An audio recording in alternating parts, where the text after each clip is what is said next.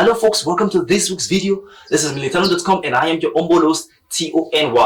This week we'll be talking yet again about the Israel-Palestinian war. This is a conspiracy taken too far. The present Israel-Palestinian war, the October 7 attack by elements of the HAMAS on the Israeli territory and the resultant bombardment of Gaza by the IDF is like an undone and unthought script because there are too many loopholes in the story. Today we're going to be looking through this narrative once again. Number one, the US. They are seeking an alternative to the Suez Canal because of the power struggle with China.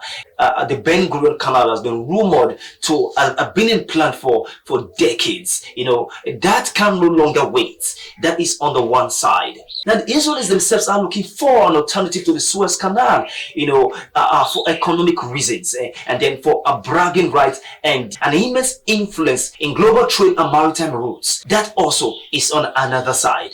And the French and the British, who are still ruining their loss in the 1956 indigenization of the Suez Canal by the Egyptian government. That is also on another side. And then the Chinese and their BRI entering gradually into the Middle East. Now, it was no longer convenient for parties to keep quiet. Again, it has to be now. So the ground was set for the Ben Gurion Canal. And the only thing stopping it were the inhabitants of Gaza. How will they get the Palestinians out of the way? That has been a nagging question, which a whole lot of people have now come to tag as the Palestinian question. Solving the Palestinian question today, we are going to be looking at the Hamas hierarchy. How did this happen? This is a large conspiracy.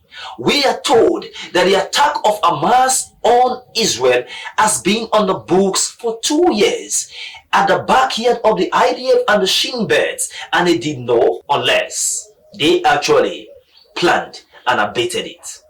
In this video, we take a look at the hierarchy of Hamas, who, despite the fact that their people languish in poverty, in extreme poverty, and are being used as human shields, these Hamas leaders live billionaire lifestyle in Qatar, enjoying their lives in 7-star hotels and spas.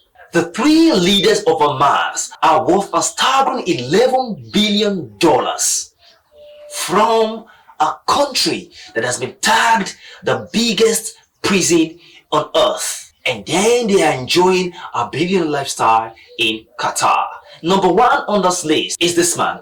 This man is 61 years old. His name is Haniyeh. He is the head of the Hamas Politburo. He was the head of all Palestinians territory following the elections in 2006, but he was booted out of office a year later.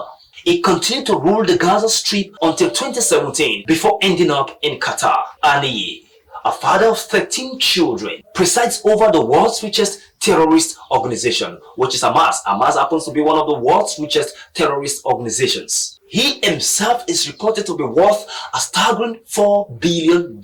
He was photographed recently with 2 of his eldest sons, Mahaz and Abdel, living a high life in a luxury hotel in around Qatar and Turkey. Haniyeh is a close friend of the Iranian Supreme Leader, Ayatollah Al-Khamenei, who themselves are a long-time sponsor of Hamas. Haniyeh is also reported to be a Turkish citizen. Number 2 is this man, Abu Mazok. He is 72 years old, a senior Hamas political leader who heads the International Relations Office. He is estimated to be worth a staggering $3 billion. He has a master's degree in construction management from Colorado University, and he was detained in New York when the Immigration Authority in the US found his name in the terrorist watch list in 1995. And the number 3 man on this list is this man, Michal. He is 67. He issued a global threat against Jews after the atrocities of October 7th. He is worth more than $4 billion. So, could it be, just thinking out loud, that this unfeeling and selfish, greedy leadership could have sat down with their professed enemy and sold out their brothers, their sisters, and their land? The same land that Yasser Arafat gave his life for. The world is watching. Posterity is keeping records. And these undone and badly written scripts as it plays out. We are watching.